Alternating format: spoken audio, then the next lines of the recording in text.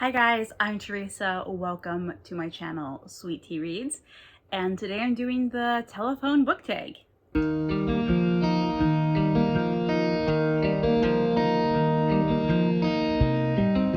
Okay guys, like I said, today I'm doing the telephone book tag. I have seen so many people doing this. I feel like I am pretty late to the game, but I thought, it looked really fun, so I'm gonna do it. Basically, the way this works is, if you guys may remember the game, you may have played this when you were kids. I certainly did. A telephone, where you have a group of people, one person comes up with a saying, you whisper it to the next person, that person has to whisper it to the next person, and so on and so forth until you get to the end. And you try and figure out if it's the same. And it's usually not. It's usually something completely random compared to what was said originally. So that's kind of the gist of this game, or this tag, is try and basically match book covers to get to a new book. Yeah, that's pretty much it. Basically, you have to take a book cover, and let me just grab a random one here to show you. So I have this book here. It's got a lighthouse on it. It's got kind of stormy clouds. It's got a house. It's got yellow lettering. So any of these things can go for another book. So basically, if I said I picked this book, the next book, if it has a lighthouse on it, even if it's completely different style, it has a lighthouse, it matches because there's some kind of element that is the same. That's the gist of this tag. It's really super fun. It's fun to see how people match book covers and different things like that. So I decided that I'd like to play along. Now that you got the matching rules down, the way it works is basically the person who did this before me will show up a book. So say that this was, again, the last book. Someone else was like, this is the last book, because you choose 10 books. Am I explaining this? Am I over explaining this? Probably. You choose 10 books, and the last one you land on is the end, and that is the book that the next person goes off of. So I saw Katie from Ponytails and Paperbacks, or is it Paperbacks and Ponytails? I always mix up her name. She did this tag. She was the last person that I saw do this tag, and her book that she had chosen as her last book was 9 by Rochelle Decker. And so basically my challenge is to find a book on my shelves that matches that, and then just consecutively get till I reach 10, and then at the end, you, if you want to, will try and find a book that matches my book and continue on. And that's how this tag just kind of goes around. So as you can see, 9 is the book. This book, it is like stormy weather, kind of dark and gloomy looking. So the book that I chose to pair with that is The Soul Hunter by Melanie Wells. And as you can see, this also has stormy, gloomy, creepy, just ominous vibes. This is book 2 in the Day of Evil series. So the first book is about a psychology professor who works at Southern Methodist University. I believe that's in Texas. And she starts dealing with some really creepy things. It kind of reminds me a little bit of Amityville Horror. Just kind of, there's a scene with flies. I'm just gonna say that. And she has a student who is dealing with some pretty serious stuff that she's trying to help. And it basically is spiritual warfare. This is a Christian fiction. I would almost say Christian horror. Very light, like it's suspense horror. So this is book 2. So I have not read this one yet. I've read the first one, and I am dying to get to this because I really, really loved the first book. Now, we're moving on from this book. If you can see, look at this cover very closely, y'all. This is the cover. So from this cover, I'm choosing this book, which is Smoke Bitten by Patricia Briggs. Now, I know that the color scheme is a bit different, but let me show you here something on this cover. If you look at this man's head, let's see if I can get the book to focus. If you look at this man's head, all throughout here, there are little pock marks on his head. Can you see that? Like creepy little pock marks on his head, and the background looks stormy, looks smoky. So I chose to pair it with this. As you can see here, there are little pock marks, or actually these are bite marks on here that has smoke coming out of them, and the background is quite stormy, smoky. Same with this. So that's why I chose Smoke Bitten. So this book is, it's got to be like number 14 or something in a series, or maybe even book 20. I don't know. This is a long-standing series. This is the Mercy Thompson series by Patricia Briggs. This series is a urban fantasy paranormal type series about the main character, Mercy. She is a coyote shapeshifter. She's Native American coyote shapeshifter who was raised by werewolves and whose best friend is a Scooby-Doo loving vampire. These books are amazing. I never hear anyone talk about this series, but I adore this series so much. This is just everything you want out of paranormal fantasy. It's so much fun. But the greatest thing, in my opinion, about these books is the fact that these are clean. There is no sexual content in these books. And I personally do not like to read that kind of thing. A lot of the paranormal romance, paranormal fantasy type books, a lot of them are categorized in erotica because that's just part of what people write in these books, and I do not read those books. So when I found this series and found out that it was not sexual, I was so excited. I was so excited. This series, over the lifetime of this series, tackles so many topics, and it deals with, I mean, you got all of the mystical creatures. You got fays, vampires, werewolves, but then you also go into Native American culture, you go into other cultures, other religion, any sort of mystical being that you can think of kind of appears in these books, and it's so good. Following Mercy's journey, and it just follows her throughout the years and dealing with all of these creatures. She is a Volkswagen mechanic, and I love these series so much. And as you can see on this cover, we have a woman, a dark-haired woman, looking off to this side. So I'm pairing it with Nightmare, which also has a dark-haired woman looking to this side. My right, your left, I believe. And that is how I'm comparing these two novels. This one is Nightmare by Robin Parrish. Now, I do believe this is book 2 in a series, though I don't think these series, you have to read them consecutively. I was trying to read up on them, and each synopsis follows a different character and sounds completely different. So I don't know if it's actually a series or if they're companion novels or what, but I'm pretty sure you can read this as a standalone. This is also Christian suspense, and this one follows a girl who is the daughter of paranormal investigators, and she goes to Ghost Town, which is the hottest amusement park in the country. And basically she goes there knowing that everything is fake, cinema, Hollywood, because, you know, she experiences it with her parents until the very last attraction, and she sees the face of a girl that she knows. And she finds out that this girl is missing. So she's like, okay, this is real. What the heck's happening? This is obviously not an attraction. So she teams up with the boyfriend of the missing girl, who's a pastor's son. And they basically are trying to find answers. And the pastor's son has very different ideas about the paranormal than the main character, which to me, I'm guessing more spiritual warfare. I love spiritual warfare books, so that is this one. It sounds really interesting. And okay, so this cover, we have a lot of green. This entire book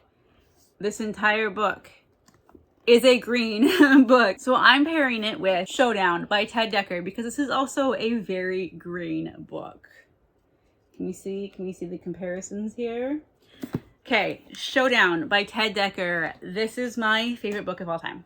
Favorite book of all time. Y'all, I don't even know how to describe this to you. I'm just gonna read, I don't know if you guys can see, but there's a little bit of text on here. I'm just gonna read that to you. It says, born of black and white, eaten with worms. I am a saint, I am a sinner of the world. The circle knows me, the rest just want a trip on grape juice, baby. Showdown at midnight. I know that probably doesn't make any sense to anybody, but that's kind of what this book is about. It's about a man named Marcevius Black who appears in Paradise, which is a small town in Colorado. And it says he brings with him a message of hope and love, or is it death and hate? Perhaps neither, perhaps both. This is a very strange fantasy book, which it's my favorite. It's my favorite. I love it so much. Definitely suspense. Probably could even be considered horror. and has the isolated small town trope, if you all like that. So from this cover, you see there's a man on the cover wearing a cowboy hat and kind of like looks like, you know, a trench coat or maybe like dungarees or something, like a cowboy-esque style. And I'm taking from said cowboy-esque style and picking Down Range by Tyler Moore, which has a cowboy. You can see there's a cowboy hat, cowboy hat, cowboy hat. That is how these books match up. This is it is the first book in the Garrett Cole novel. This says, as a decorated undercover DEA special agent, Garrett Coles has traveled the world and its high plains of Texas he calls home. When he's ordered back to Texas on a short mission, Cole is unsettled to discover that he's moving from one kind of war to another. The once peaceful ranching community he loves is under attack by a band of criminals who have infiltrated law enforcement and local businesses and are now terrorizing Cole's own family. And unfortunately for the crew of criminals, Garrett Cole, besides being an elite undercover DEA officer, is a battle-hardened Green Beret who has spent the better part of his career hunting terrorists. Like so many trespassers before them, these murderers will find out the hard way the only thing tougher than this land is the people who call it home. Western, love Westerns. So yes, we have this, and as you can see on this cover, we have a man holding a rifle, and it looks like he's out in the wilderness. We have the prairie grass here, kind of this golden, beautiful prairie grass. You have the mountain ranges, or like the hills in the background, and he's out in the wilderness. And again, he's wearing a cowboy hat. So the book that I'm pairing this with is Mark of the Lion by Suzanne Collins.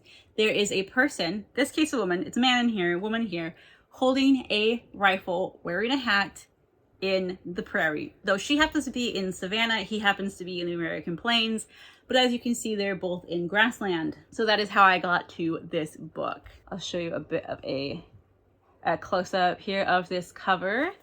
In 1919, when most women only dream of adventure, Jade Del Cameron lives it. This is book 1 in the Jade Del Cameron mysteries. It's I don't know if this would be considered a cozy mystery or just a mystery. This is about a woman back in 1919.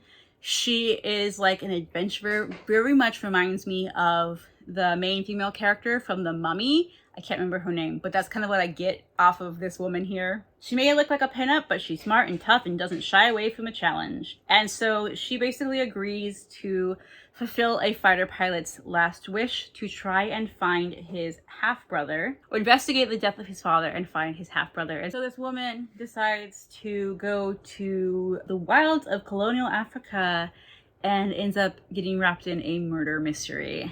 And the thing that I'm so excited about this book is that this woman who wrote this book is a former zookeeper turned science teacher and writer.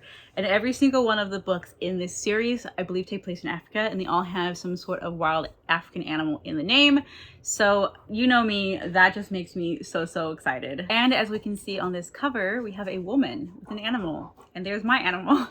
A woman with an animal and a tree. And I'm pairing this book with Wild Sign by Patricia Briggs, which has a woman, an animal, and a tree. This novel is in a series called Alpha and Omega. It is a spin-off of the Mercy Thompson universe. It follows one of the characters, basically Mercy's adopted brother, and his wife. And as this series starts out, we find the wife or the woman in a very abusive relationship, a very abusive pack. She is a werewolf. And if you know anything about werewolves, they live in packs, they have alphas, right? So he basically saves her, he rescues her from this very abusive pack. And through the course of her healing, she finds out that she is actually an Omega, which means that that is a female wolf that, or just, I don't know if it's just females, but it's a wolf that are not controlled by any other wolf. So most, or all werewolves have their alphas. They all have to obey their alphas. Like they physically cannot disobey their alpha. It's werewolf law, lore, if you know, you know. But Omegas are able to withstand the alpha's influence, I guess. and they are also able to bring a calming presence to other wolves and help kind of regulate the pack. So she finds out that's who she is. And this is kind of their story alongside the Mercy Thompsons. You do have a few kind of crossovers through here because this is a companion series. And her husband Charles is the enforcer of the Marak, who is his father, who is like the first werewolf. He's the most powerful werewolf, and he controls all of the werewolves of the North American continent. North and South American continent, I can't remember, but he's very, very powerful. Anyways, so it's kind of their story and their shared trauma. She is a domestic abuse survivor, and he deals with having to basically enforce the law, which a lot of times means putting down rogue werewolves, and just kind of the emotion that comes with that is he is kind of like the executioner, I guess you could say, of the bad guys. Or vigilante. I don't know how you say it. Like he's a good guy, but he does. Yeah. Anyways, it's just their love story and the different things that happen to them and the things that are kind of just, you know, werewolfy stuff, fae stuff, witch stuff, all the stuff. And I adore this series as well. So this cover, there's a wolf on this cover. There is some shiny sticker on this cover, and there is a tree or like nature-esque things on this cover. So with this book, I am pairing it with this book, The Dog Master by Bruce Cameron? Yes, Bruce Cameron. As you can see, there are wolves or dogs on the cover. There is nature on the cover, and there's shiny foil on the cover. This book is basically the story of, it says, a novel of the first dog. This is the story of how man domesticated wolf. And isn't this book beautiful? Isn't this cover just absolutely stunningly gorgeous, you guys? It's so pretty. It's so freaking pretty. But yeah, as you can see on this cover, we have gold foil, we have a wolf, we have kind of like a mountainous range, a stream with a mountainous range in the background. So I chose to pair this with Belle by David Clement Davies. So you can see there's both that kind of gold coloring. There's a wolf on this cover, there's a wolf on this cover, and there is wilderness mountains in the background, wilderness mountains in the background. Let me give you a good close-up of this cover. We have mountains, we have a castle, like a town nestled in the mountains, and we have the wolf with these beautiful, beautiful eyes. Okay, this is book 2 in a duology. I believe it's the Sight duology. This is just a story of wolves living in Transylvania. And it follows the wolves, and it talks about how basically in this story, the wolves are the main characters. Like, they're not magical. They don't speak, you know, humans or whatever, but we're basically following the wolves and their thoughts as they interact with each other. So like, you know, animal main characters. And it's basically they're trying to survive in Transylvania during a time when I believe this may take place during the time of Vlad the Impaler or Dracula, as many people know him, and where wolves were basically hunted to extinction in Europe because they were thought to be evil. And it's just kind of this pack and their survival and trying to take care of each other and survive and deal with the human danger and the danger from, sorry, dog bumped the camera, the danger from other packs. I have not read either of these yet, the first one or the second one. My niece currently has the first one. So when she's done reading it, I'm going to read it and then get on to this. Okay, now we're on to our last pairing. As you can see, these gorgeous, gorgeous eyes have a big part of why I picked this next book, which is Soul's Gate by James L. Rupert, and this is book 1 in the Wellspring series. The orangey, beautiful goldiness of these, not orangey, greenish, goldish, beautiful eyes are pretty much the same color as the center of this fire. I don't know if you guys can see on camera, but to me, the color is very, very similar. So there's that. We also have wilderness mountains with a castle, whereas this book has wilderness mountains and a cabin. They both start with C though, and they're both dwellings, so I'm counting it. Here is a close-up of this novel. You can see the fire, the cabin in the woods, the mountains behind, the stormy nighttime setting. And this is another Christian fiction. This is fantasy. Every now and then we get a break from reality, a glimpse into the other world that is more real than the reality we live in 99% of our days. The Bible is about a world of demons and angels and a great evil and an even greater glory.